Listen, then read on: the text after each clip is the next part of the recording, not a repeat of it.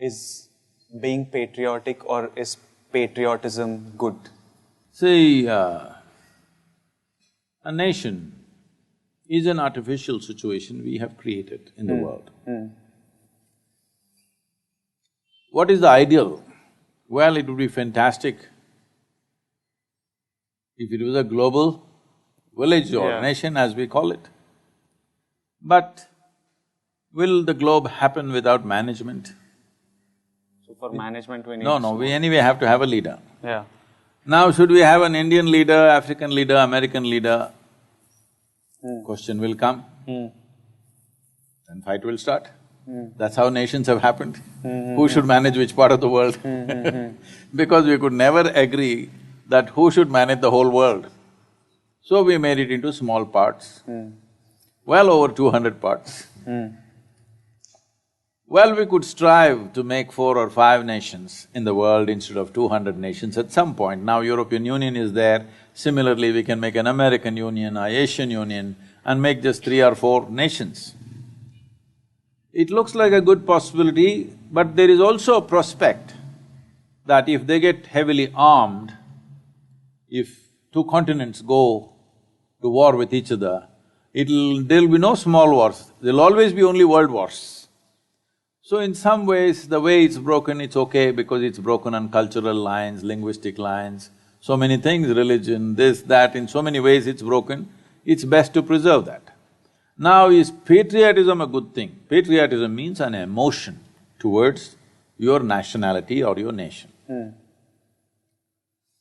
See, do you believe that you can build a family without investing your emotion?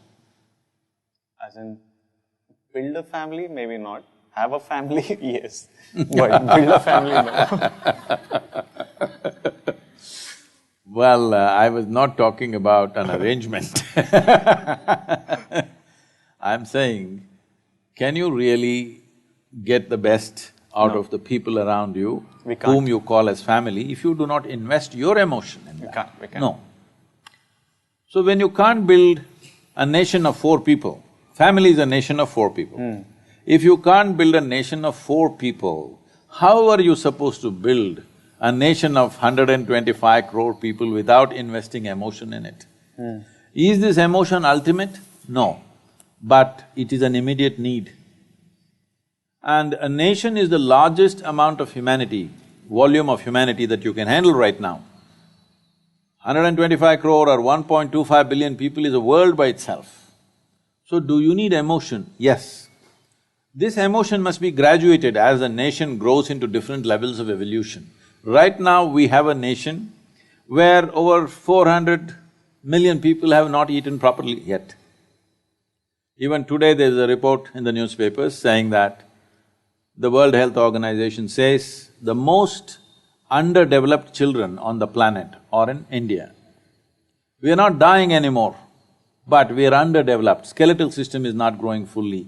From first day, they have not eaten properly. The necessary nutrients are not there to develop a full-scale human being. So we are creating underdeveloped humanity, which is not a small crime, it's a crime. This crime is on all of us, all right? This crime is on all of us that our children are all stunted. We have the maximum number of stunted human beings on the planet right now. When it's like this is not a time for debate whether we should invest our emotion or not. Still after 70 years, daily we have issues on our borders. Daily soldiers are dying, all right? Yes. If you tell all the soldiers who are standing, because I've been engaged with the armed forces, with the BSF, with the Indian Army, Coast Guard and all of them, ITBP, all these people, if you only tell them, I've been to Siachen, I've met the Siachen warriors on the yoga day. If you look at the hardship they're going through on a daily basis, not fighting the enemy, just the natural elements, at 22,000 feet, camping out there, continuously being there 12 months of the year, if you just tell them this nation doesn't mean anything to them, at least they can go back to their families. When a man stands there on the border, willingly to sacrifice his own life, willing to widow his wife, willing to orphan his own children, Is it a small thing? Have you even understood what we're talking about? So if you tell them, we are not interested in the country, they can also go home and do their own thing. So, these are different levels of evolution in a country. Right now, sovereignty of the nation is constantly under threat. And millions of people, nearly 500 million people are not even fed properly. In this state, we need a lot of patriotism, you know. Every one of us should be Bharat Mata ki Jai right now. Let us say in another 25 years, all these people are fed, everybody's comfortable and well-to-do, everybody's getting the education and the nutrition and stuff, then you must downscale your patriotism a little bit. Let's say tomorrow it all becomes Asia, Europe, everything becomes very friendly, it's all business and no war, we will lower our militaries and everything, nuclear arms are down, then you can further lower your patriotism. Down. Someday if it's such a situation comes, we can live here without even thinking I'm Indian. Will be wonderful day, but that's far away. Right now you need it. You need it in full force because the sovereignty of the nation is in trouble and half the people have not even eaten properly. What are you talking about? So, his follow-up question was, because I'm born in this country and because it's giving me security and support, if it's okay to be patriotic and if I can be proud of being patriotic, why can't I be proud of the caste I'm born in, of the religion I'm born in, of the race, color of skin I'm born in, if they are also giving me support, if they are being a smaller support system, like a caste is a smaller size of our country itself, or a religion is also, he's born into this caste, he's born into this race. So it's like, when they are also providing me this support and stuff, why can't I be proud into the caste? Because nation is like geography divided on geographical lines, this is divided on caste lines. See, all these things that you mentioned of nationality, caste, religion, language, ethnicity, color of my skin, all these are… A human being is a composite of all these things. Yeah. You cannot exclude any one of them. Right now, the mode in the country is such, you know, there is an English saying called throwing the baby with the bathwater. You know how this term came?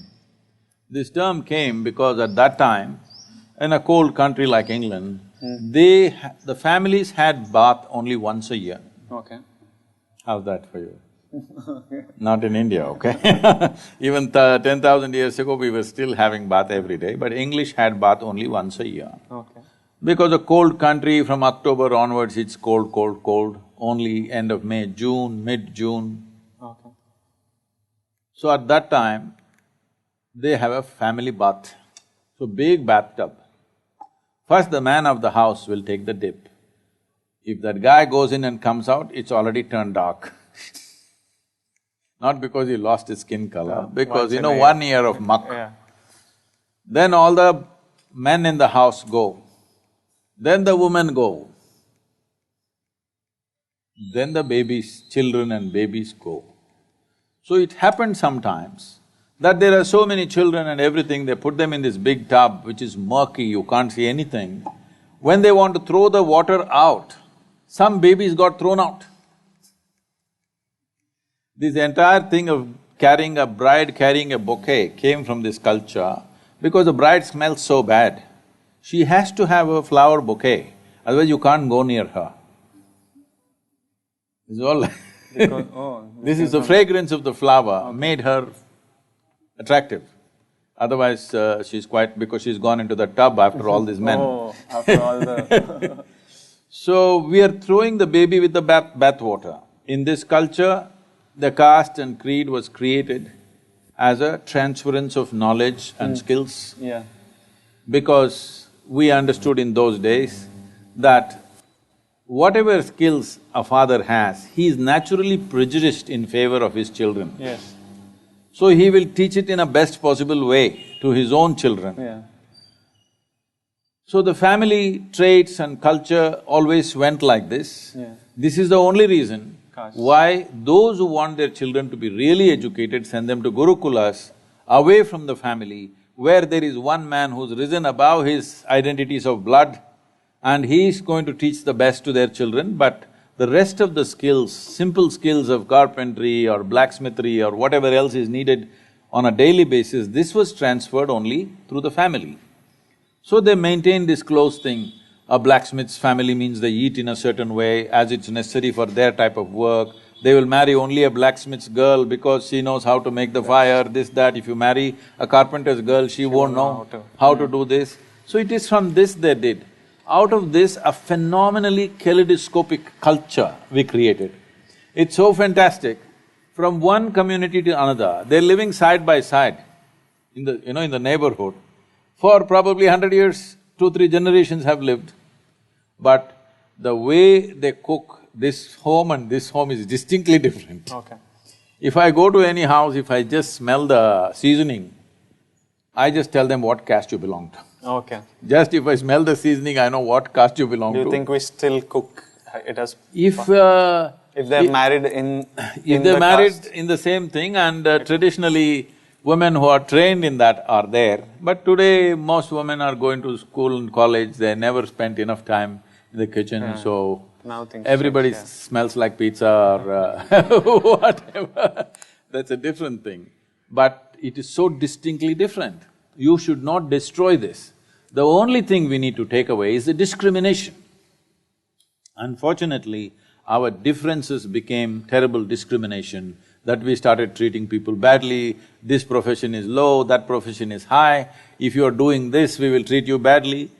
This discrimination we need to take, but right now we are trying to level out the whole culture, which is not going to work, and if it works, it'll be a very poor nation.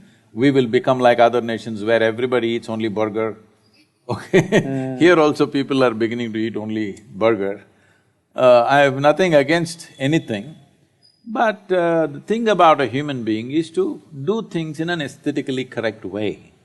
I don't see how it is very civilized or correct to take food which is about 7 inches tall and open your mouth 7 inches and eat it. That is the way of a crocodile. That's not the human way. We have been taught to eat in a certain way because a human being wants to do everything in a beautiful way. Dog also eats, cat also eats, but we want to eat with style. We not only want to nourish ourselves, we also want to make it into an aesthetic process in our life. If those things are taken away from our life, what is the point in the name of leveling out the society? Well, if you make everybody into monkeys, we will all become same, of course. You just have to genetically push back everybody to be a monkey, we'll all be one kind of monkeys. That is not the intent. It is perfectly fine to be proud of your culture, to be proud of whatever you belong to, but if you have the sense to appreciate how other people are different, you also appreciate the difference. They are different and you must appreciate the difference. World is colorful, India is as colorful as it is only because all of us are so different. Every 50 kilometers you drive, people are different, they speak differently, look different, dress different, eat different, everything different. So it's fantastic, we must keep this color in the country. This color has not come just like that, 10,000 years of maturity to get this color. We should not destroy this colorful nation by believing in some kind of a silly, leveling out business. But at the same time, it's very, very important that we remove the discriminatory aspect of it and we learn to appreciate all the differences that others have.